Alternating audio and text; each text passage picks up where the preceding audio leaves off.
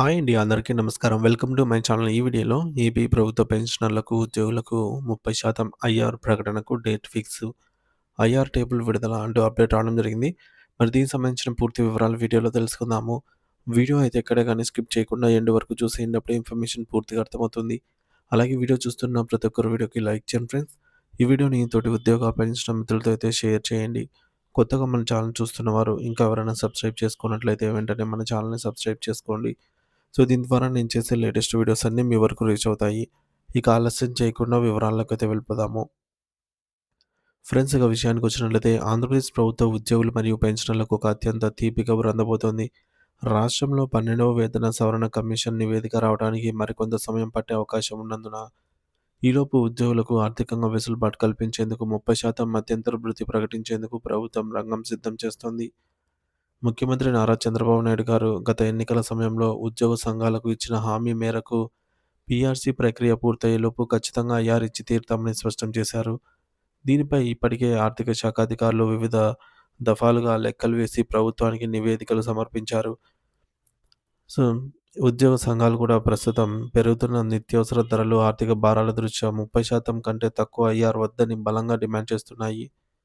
ఒకవేళ ప్రభుత్వం 30% ఐఆర్ ప్రకటిస్తే వివిధ శ్రేణుల ఉద్యోగుల జీవితాల్లో వచ్చే మార్పులను ఒకసారి గమనిస్తే ఆశ్చర్యకరమైనటువంటి రీతిలో పెరుగుదల కనిపిస్తుంది. ఉదాహరణకు అత్యంత తక్కువ బేసిక్ పే అంటే రూ. 20,000 ఉన్న ఉద్యోగికి 6,000 అదనపు ఆదాయం లభిస్తుంది. దీనివల్ల వారి బేసిక్‌లో రూ. 26,000 చేరుకుంటుంది. అలాగే బేసిక్ పే 20,600 ఉన్నవారికైతే రూ. 6,180 పెరుగుతుంది. సో, మొత్తం 21,200 ఉన్నవారికైతే రూ. 6,360 ఈ విధంగా 30% పెరుగుతుందన్నమాట. ఇక మధ్యస్థాయి బేసిక్ పే ఉన్న ఉద్యోగులకు అంటే రూ. 30,830 ఉన్న బేసిక్ పే ఉన్న వారికి రూ. 9,249 లాభం చేకూరుతుంది అదనంగా. సో, ఈ విధంగా వారి బేసిక్ పేని బట్టి జీతం అనేది పెరుగుతుంది. ఇక సీనియర్ ఉద్యోగుల విషయానికొస్తే రూ. 40,970 బేసిక్ పే ఉన్న వారికైతే రూ. 12,291 పెరుగుతుంది. రూ. 42,140 బేసిక్ పే వారికి రూ. 12,642 ఈ విధంగా భారీ ఐఆర్ అయితే లభిస్తుంది. అలాగే రూ.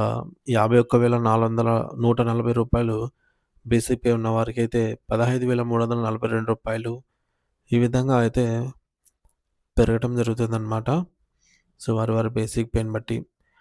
ఈ ఐఆర్ కేవలం ఉద్యోగులకే కాకుండా విశ్రాంత ఉద్యోగులకు మరియు పెన్షనర్లకి కూడా వర్తిస్తుంది.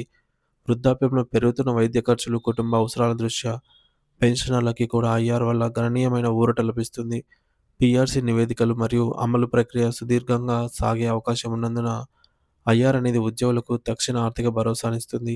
అంతేకాకుండా ఒకవేళ ప్రభుత్వం ఈ ఐఆర్‌ను పాత తేదీల నుండి అమలు చేస్తే ఉద్యోగుల ఖాతాలో భారీగా బకాయిలు వచ్చే అవకాశం కూడా ఉంది. ఇది వారి ఆర్థిక ఇబ్బందులను తీర్చడంలో కీలక పాత్ర పోషిస్తుంది. రాష్ట్ర కేబినెట్ భేటీపై తాజాగా ఒక అప్డేట్ అయితే వచ్చింది.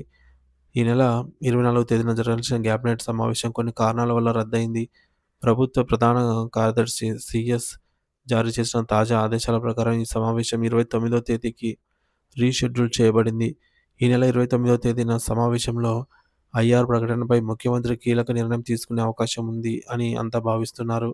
ఆర్థిక శాఖ ఇప్పటికే 30% ఐఆర్ వల్ల ప్రభుత్వ ఖజానాపై పడే అదనపు భారం ఎంత ఉంటుంది? నిధుల సర్దుబాటు ఎలా చేయాలి? అనే అంశాలపై పూర్తిస్థాయి నివేదిక సిద్ధం చేసింది. సుమారు 2.5 సంవత్సరాల నిరీక్షణ తర్వాత పీఆర్సీ ఆలస్యం అవుతున్న తరుణంలో ఐఆర్ రూపంలో ఉద్యోగుల జీవితాల్లో కొత్త ఉత్సాహం నిండబోతోంది. ఆంధ్రప్రదేశ్ ప్రభుత్వ ఉద్యోగ చరిత్రలో ఇది ఒక గొప్ప విజయంగా నిలిచిపోతుంది. ఉద్యోగులు మరియు పెన్షనర్లు ఆశావాహక దృక్పథంతో అయితే ఎదురు చూస్తూ ఉన్నారు. సో, చూడాలి ఫ్రెండ్స్, ఈ యొక్క క్యాబినెట్ భేటీ అనేది కీలకం కానుంది 29వ తేదీన. ఎందుకంటే తర్వాత మనకు 2 రోజుల తర్వాత న్యూ ఇయర్ వస్తుంది. తర్వాతి నెలలో అంటే జనవరి నెలలో సంక్రాంతి వేడుకలు కూడా ఉన్నాయన్నమాట. కాబట్టి ఎట్టకేలకు లాస్ట్ ఇయర్ సంక్రాంతి పండుగకు ఒక 1,000,00,00,000 వరకు నిధులు విడుదల చేసిన ప్రభుత్వము తర్వాత ఉగాదికి మరికొన్ని నిధులను సుమారు 6,300,00,00,000 సంథింగ్ ఆ విధంగా అయితే విడుదల చేయడం జరిగింది. సో, ఇప్పుడు సంవత్సరం అవుతోంది ఇంకా తర్వాత ఏ పెద్ద మొత్తంలో గూడా విడుదల చేయక, సో, ఇప్పుడు ఖచ్చితంగా మన దసరాకు గూడా ఏమి విడుదల చేయలేదు. దీపావళి సందర్భంగా ఒక డీఏ అయితే ఇచ్చారు. అది ఏం బకాయి కాదు. అది ఇవ్వాల్సిందే కాబట్టి, ఇప్పుడు మనకు సంక్రాంతి వేడుక పునస్కరించుకొని ఖచ్చితంగా శుభవార్త వస్తుందనైతే అందరూ కూడా ఆశిస్తున్నారు. ఈ యొక్క 29వ తేదీ జరగబోయే క్యాబినెట్ భేటీపైనే సర్వత్రా ఉత్కంఠత నెలకొంది. సో, అందరి ఆహ్, దృష్టి కూడా ఈ యొక్క క్యాబినెట్ భేటీ పైనే ఉందన్నమాట. మరి చూద్దాం ఫ్రెండ్స్, క్యాబినెట్ భేటీ కంప్లీట్ అయిన తర్వాత ఉద్యోగులు తీసుకున్న నిర్ణయాలేంటి అనేది కూడా తెలుసుకుందాము. ఇంకా ఎవరైనా మన ఛానెల్ సబ్స్క్రైబ్ చేసుకోకపోతే వెంటనే సబ్స్క్రైబ్ చేసుకొని అప్డేట్స్ అయితే ఫాలో అవుతూ ఉండండి. Thank you for watching this video.